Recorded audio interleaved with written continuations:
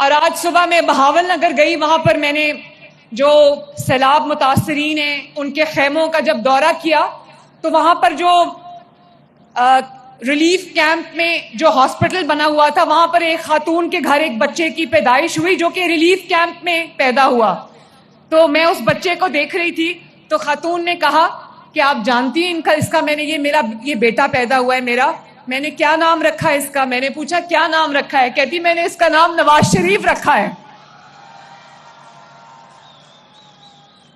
پھر اگلی خاتون کے پاس گئی، اس کی بیٹی پیدا ہوئی تھی وہیں کیمپ میں، تو میں نے کہتی آپ کو پتا ہے اس کا نام کیا ہے؟ میں نے کہا کیا نام ہے؟ کہتی میں نے اس کا نام مریم رکھا ہے.